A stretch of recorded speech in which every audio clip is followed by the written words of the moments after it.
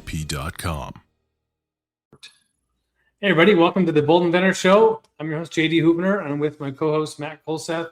Matt, good afternoon to you. Good to see you again. Good afternoon. It's good to see you too, JD. Yeah, all right. Well, we're well into April, or second quarter 2026. For those that may have not heard of us yet, the Bold Inventor Show is for you, the inventor. But we're talking all kinds of subjects related to intellectual property, patents, of course, trademarks, copyrights, trade secrets. And today we've got a good interview. Our guest, Alex Neeb, who is, he told me the joke of his business is he's been in diapers his whole career. Now, more in terms of what he's been working on. So we're going to get into that. That'll be kind of the cliffhanger. Yeah. Matt, what's new with you? Anything going on? Your neck of the woods? Oh, not too much. Just spring is here finally. So everything is getting busy again. So, just been outside with my wife and kids and the dog and going for walks. And it's lovely to be outside. Yeah. Yeah. We're getting good weather. And so I got to play tennis last week, first time of the year. Nice. So fun, so sore. My forearm, the forearm, right? I'm just like, but it's awesome. And I'm going to get some basketball going tomorrow. So good. For sure. Well, good. Well, we're happy to take on any live questions. We have just one live viewer at the moment. For those that are, like new or hearing this now, we're not going to be able to give any confidential information, advice. Certainly, there's a live forum. So if you do have questions, hop on our website at boldpatents.com, schedule a confidential discovery call. But if you have anything kind of oddball or hypothetical or process question, plug it in the comments. Matt and I will tackle it.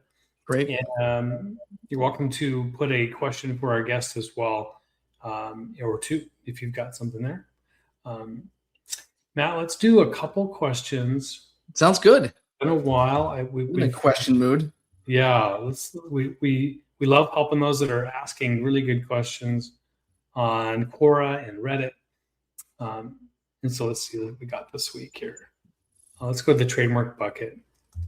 You know what I think we should do soon, JD? Yeah. Maybe in a future episode is let's put the question to an AI at some point, and we'll critique the AI's answer. How's that? Okay. Well, we'll plan for that next week, maybe. Let's plan for next week. Yeah, I have some of that. Okay.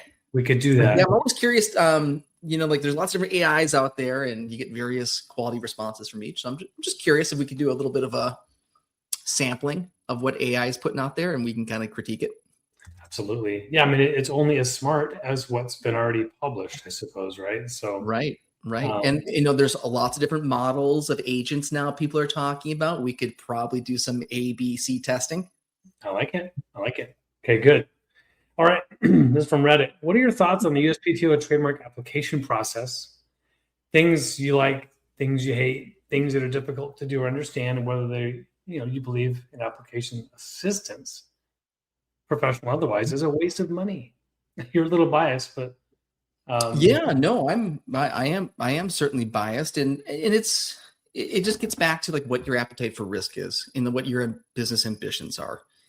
If you're a person who's got a little bit of means and capital, and you have a plan, and this is you're putting a lot of eggs in this basket, right? And you need it done correctly, then you got to go out and hire. You don't have to, but you should go out and hire that trademark attorney to at least take a look at it for you, at least get a consult with someone and bounce it off them before you just move blindly ahead. But there are folks who are able to do it themselves and apply and register, and that's great. I don't think that's most applicants who are not represented experience at the USPTO, though. Certainly working with a professional, even if you don't hire them, but you can consult with them potentially, would be a real benefit to any applicant. Yeah, love that answer. Short and concise. No, not a waste of money. I'll say one more thing about the USPTO.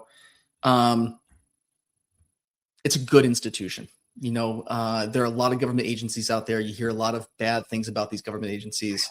USPTO is an institution that's been around for a long, long time, decades and decades of experience of people working there. It's been through its ups and downs. It seems to be going in the right direction right now from a responsiveness timeline perspective and some new energy at the USPTO. They're adopting some AI technology we can talk about as well. But don't get down on the USPTO. We got to protect our institutions right now, and it's an important one for our economy. So absolutely. Hoorah, USPTO. Yeah. And I did talk to an examining attorney last week, actually, JD. Okay. And she was real excited about what's going on at the USPTO in terms of the innovation, the new blood, some of the new technology that they're using to kind of increase their productivity. So it seems like good things are happening right now. There's a spring at the USPTO. Embracing some technology, evolving, staying ahead of the game. That's great. Mm-hmm. Yeah, I heard, like, for example, I know on the patent side, they've been adopting some AI technology in their examination procedures, but just on the USPTO side, on the trademark side, they're now adopting some sort of AI tool to help them properly classify goods and services descriptions. So if you apply to the USPTO, instead of a human like running through your search, your goods and services, cross-referencing them with acceptable goods and services descriptions. Now the AI is doing that, which is fantastic because that's how I do it. Yeah, good. As long as there's some quality checks here and there, parameters and managing that, I think that makes a lot of sense. 100%. Let's do one on the patent side, and then we'll get to our guest here. This is a bit of a longer question. I'll do it in parts. So how do you really capitalize an idea? I learned in school that patents are how people make a new invention and say, I made it. But obviously not everyone has the whole lifetime to pursue the genius idea for business or tech, especially with how things are now. But I mean, hypothetically, if I've been sleeping on this gold mine and have the will to at least develop it to the point of investment, because I don't got it like that, where can I go with getting a patent? Okay. I think it's a good thought. I think a lot of people are thinking this, maybe afraid to ask, how do you really make money? Yeah, and I think his question too, JD, is that, like, does it have to be this like grand, like mind-blowing invention that's completely thought out and free of all potential issues? And yeah, there's like no prior art. It's a complete blue ocean. No. In fact, like 99% of inventions, and our guests would probably attest to this, is their improvements. They stand on the shoulders of the patents, the prior art, the inventions that came before them.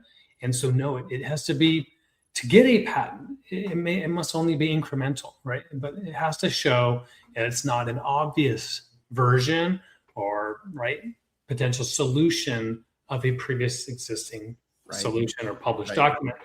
And that the underlying issue there is that, well, whether it's incremental or a really massive claim or patent, the question is, will it make money? Is there a market?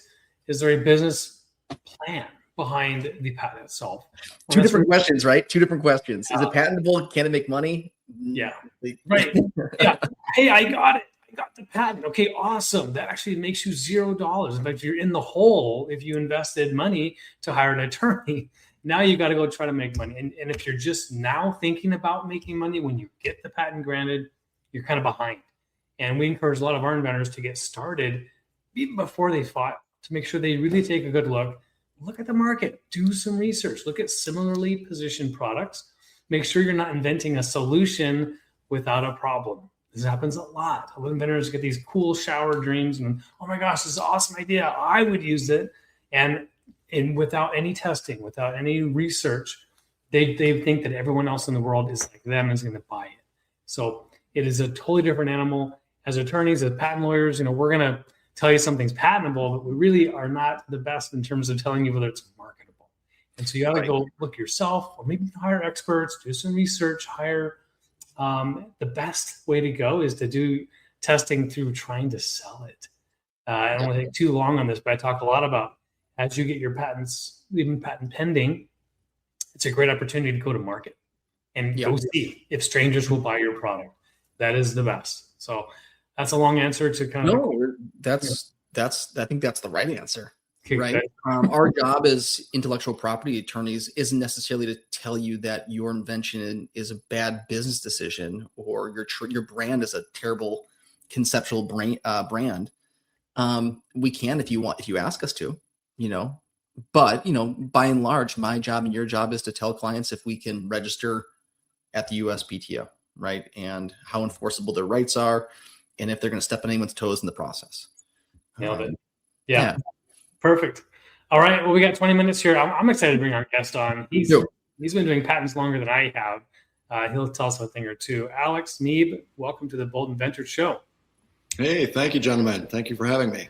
Hey, Alex. Am I saying your last name right? I'll make sure I am. Neeb, yes, that's correct. Perfect. Well, give us a little background or a lot of background. I mean, how far back you want to go? Give us your, technical and business background. How did you get into inventing? Sure. It's 33 years in my career started with Kimberly-Clark, and so I came out of college with a physics degree. Didn't know what to use it for. Turns out you can apply it to diaper machines and diaper materials, and so started in the diaper industry right out the gate. Got a material science degree behind that, so I really just kind of climbed the ladder on the scientist route within one of the two bigs. It's Procter & Gamble or Kimberly-Clark. KC carried me through half of my career, continued on with a number of other converters, smaller converters, and then worked abroad on some medical devices for surgical gowns and drapes. So essentially anything, as a material scientist, anything that can be made with a nonwoven, which is a big category of plastic, efficient plastic sheeting that goes into most things that are disposable. The patent part of my career kind of started within Kimberly-Clark. They had a joint team with a major hook supplier, and so they wanted to join forces of scientists meet scientists on the product and the components. And I got to work on that team for a couple of tours, 2-3 years of each, and then the sole intent was for them to get some joint patents going between two big companies, right? To try to, hold off the other next two big companies that are competing against them. It was a great experience. Matt, I support your comment on the USPTO, has some great people in it. I worked with some wonderfully brilliant examiners on a series of patents, again, going back 23 years ago. And it just got me, it really gave me, it scratched an itch I didn't think I had, but I did. I was actually considering going and getting the bar, going into law on just becoming a patent attorney, because Kimberly-Clark was supporting a lot of scientists to go do that. So it's like a quarter of my career, right? I've done a bunch of things with all these other products and all these different science stuff, but the patent part has just been a fun lineage. I've had some ones that some of the gray hairs on my head are from, filing experiences and some really, really tough examiners. And then I've had some really fantastic experience with both attorneys and with my co-scientists, just kind of coming up with, how can we claim this? Or, should this be, I love the strategy of it all, where should this be a simple, should we file for it, or should it just stay as a trade secret? And then you get into discoverability, and it just kind of fascinated me, and I think I'll do it. The joke is I'll be in diapers my whole life, but also into patenting. It's a lot of fun. Yeah, it's great. Well, you hit on a lot of subjects there. One of the ones toward the end was interesting, the trade secret versus patent. Maybe we can go through an example. It's something, if you've got one in mind, if you're able to share, of course, if it's not still a trade secret, or can we get into an example on that? I don't have a hard-nosed example that I can share, but I mean, it's just the idea of if you just take the diaper, that's my world, right? You take the diaper, the diaper performs, there's stuff on the inside, kind of like the inside of the engine of your car, right?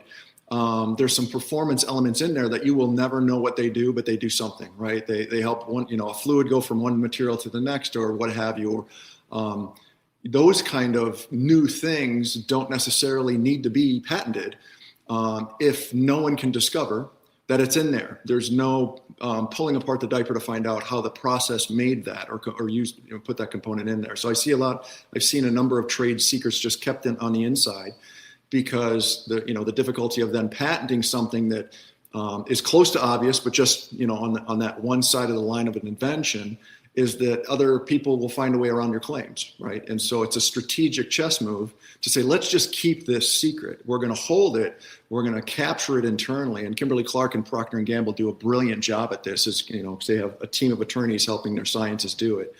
Yeah, the idea of not disclosing it to a marketplace and just utilizing it as a core invention, you just don't get your seven or eight digit, patent number behind it. So it's always been an interesting chess piece that I've seen, my industry use, where I've actually recommended to a number of clients to say, actually, you don't want to share. You do not want to teach the market, this process or this product, because it's just, your claims are going to have to be so broad to hold that one down. And then the other idea is if you teach them how to do it and you can't discover that they're using your invention, that's worth not putting it in writing. Yeah. Oh, that's awesome. Can you say more about that, Alex? I think that was really important. Yeah, discoverable, right? The discoverable. It's the idea of and just there's costs. Every patent has a cost, but not every patent has a value, right? The golden nugget. There was. Yeah, the value of a patent is to own the application, own the product, either method of making or the individual product. If you can't discover, especially things like a method of making, you got, product A versus product B, you own product A's version of how it was made. Product B's knocking your socks off in the market, and you think they're putting their product together the way you've invented how to put your product together. It's tough to prove, right? It's, especially in my little world of it's glued here, it's folded there, is the material dusted on, is it gravure printed on, so that a method of making patent is a really tough one to discover that someone is cheating on. Yeah. So that's a really good example too. Essentially you might be trying to protect something, but inadvertently disclosing, how you're putting it together in the process. And that's not worth it, right? Yes. I was at Boeing and there was some similar stuff like that. We got, the 787 composite. They're not going to necessarily want to patent how they cured the different layers, because it's messy and there's no way you could tell after you broke it apart what angles of the metal, what temperatures, what pressures they were using, what was the the exact resin mix, right? So there's this is awesome. Now, okay, you were at this for long enough. Did you ever see any of these patents you're involved in get close to or fully litigated? Oh yeah. Walk us through an example. And this is where I can't dive too deep into it because things happened.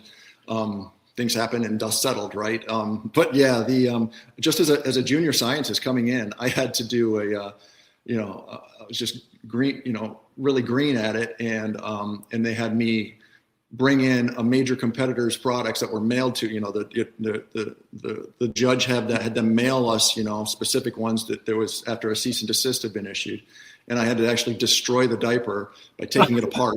And I had to put it in this chamber that froze around air to break up all of its components, the super absorbent and the wood pulp. And I had to wear, face mask for 8 months. Anyways, I did all this testing on it. Found out that they were in violation off of my method, the method that I was doing. But I had to, back then it was, that was back in the first to file before 2013, right? So I had, diligent notes because my lab. You mean first to invent? It used to be first to invent. First to invent. Yeah. The first to invent days, we had to have people sign off on our lab books every day, right? So here's what I did, anyways. But in that litigation, it was non-binding. I think it didn't go to full, but the data did show that it was that they were in violation, and that was like my first year on the job. Ever since then, I know that there's been companies that have been sued out of business in my industry. Okay. They've got 100,000 square feet of factory floor. They have 9 machines running 1,000, pads or diapers a minute, and they get a cease and desist. And within a year later, they lose a case and the whole company is gone. So interestingly enough, the diaper industry, it's called absorbent hygiene products, AHP. The AHP industry is very significantly litigious.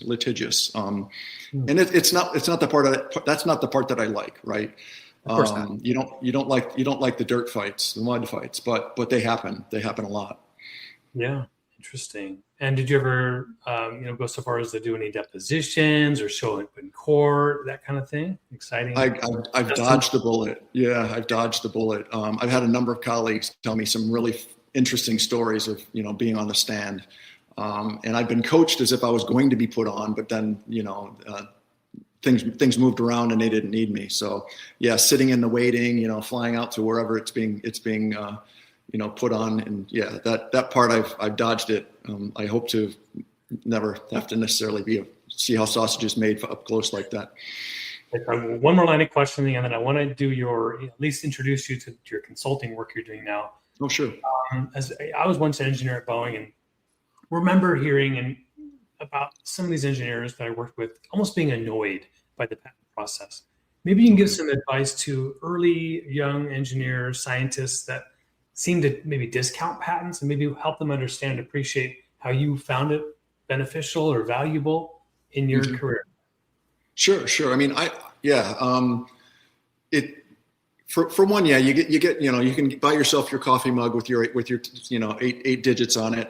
It's fun to, I liked it on the teamwork. I was one that always said, the more inventors on a patent, the better. Like every newest scientist that got joining the team towards a patent being developed, they always added something to where they can put their name on a claim.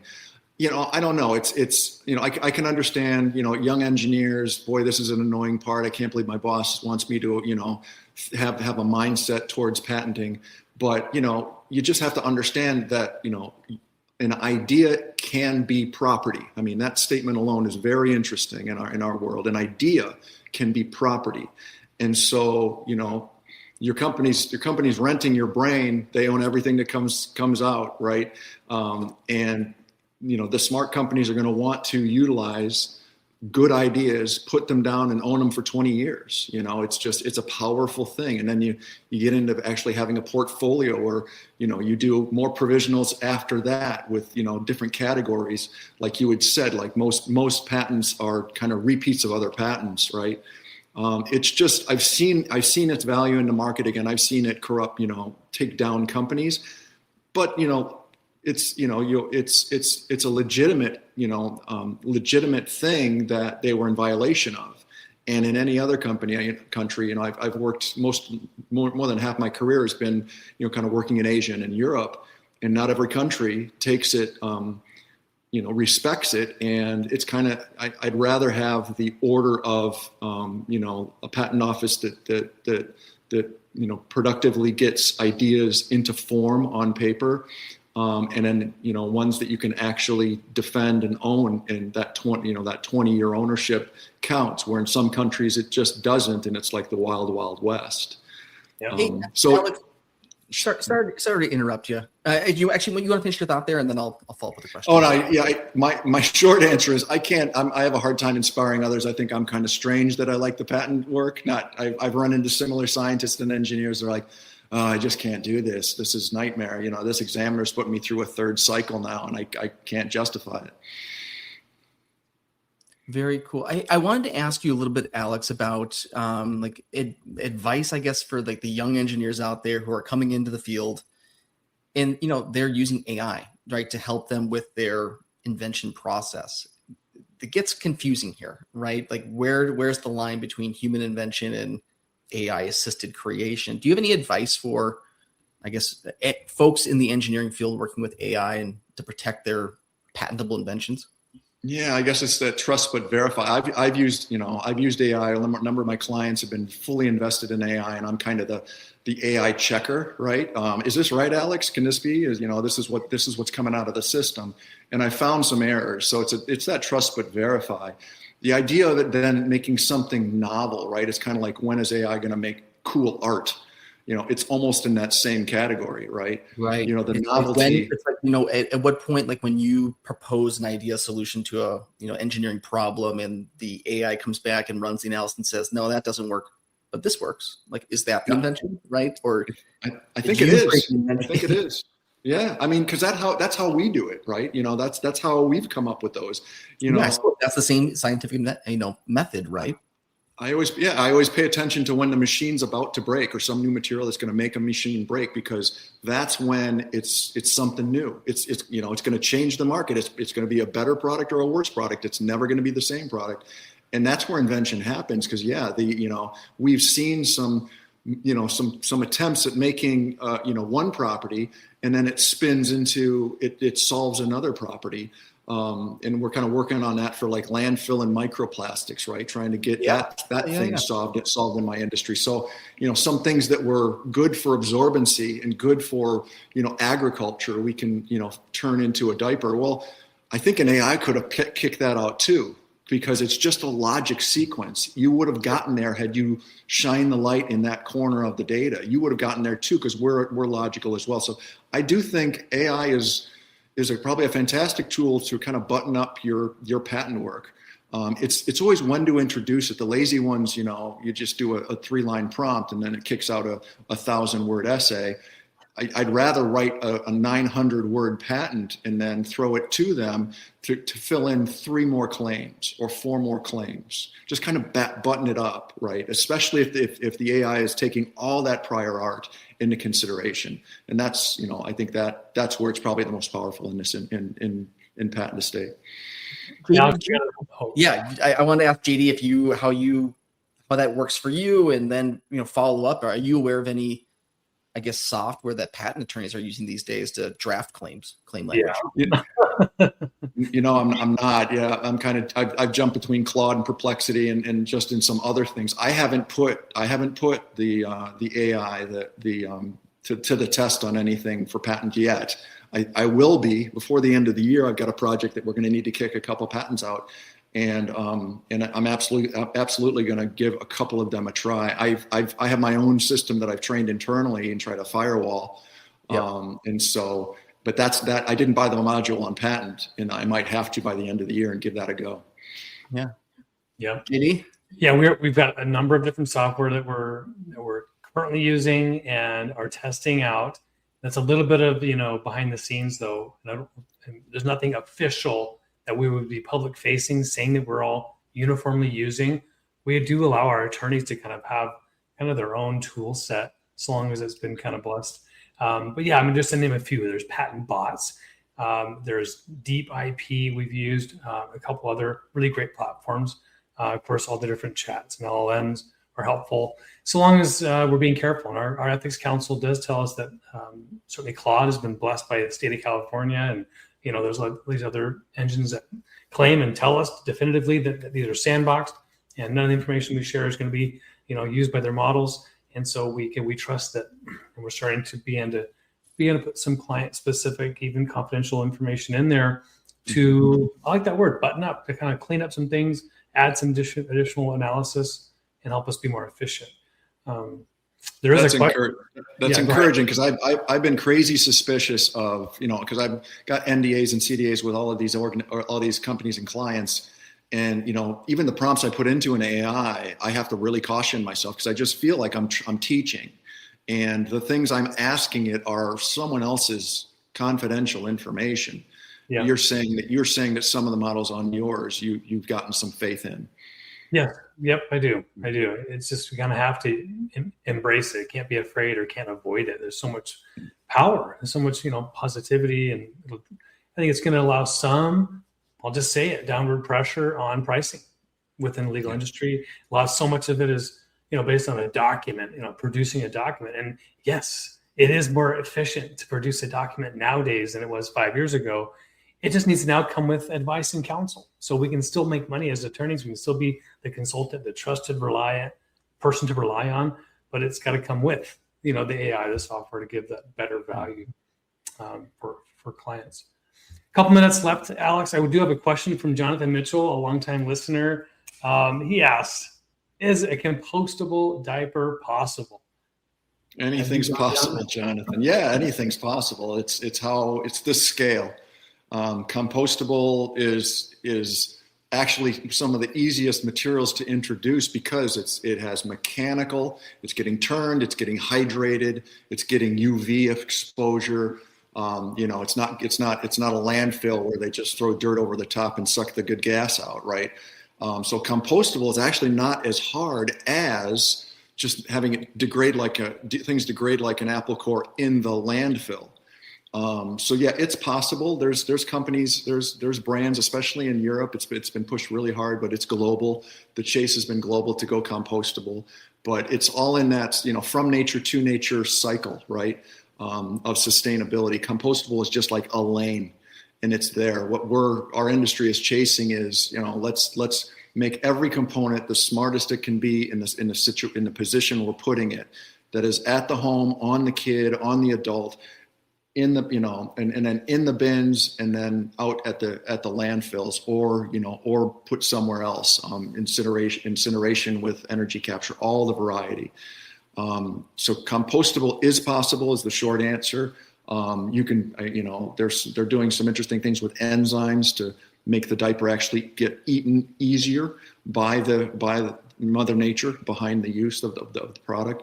And that's something, in 33 years, I thought it would be here by now. To be honest, I'm as disappointed as any with my industry that we haven't solved that one just yet. Yeah. Sounds like, Alex, though, that it's solvable, but like you said, it's a scale thing, right? I mean, it sounds like compostable diapers possible. You could do it, but at scale, to make it economically viable would not be. The economics, yeah. It performs 40% less, but at least it costs 30% more, right? That's the joke. Right, yeah. And so, but there are some great material scientists. Great sales, right? Make that the slogan. There's some great materials coming out of some really brilliant minds and some good organizations that are actually, it's a very sustainable version of their materials, and it performs as good, and it doesn't break the bank. So they're getting there. It just takes time. Sure. Hey, Jess, we got to wrap up. It's been a good time. Wish we had more time. Thank you, Alex, for sharing your time and expertise and stories. We'll have to be back on for sure. I know I said a lot, but I think for reals, you've got some awesome experience. Thank you for being such a good professional guest for us here on the Bold Inventor Show. Fantastic, gentlemen. Thank you so much. Everybody. Thanks, Alex. Great meeting you today. Okay, go Bold.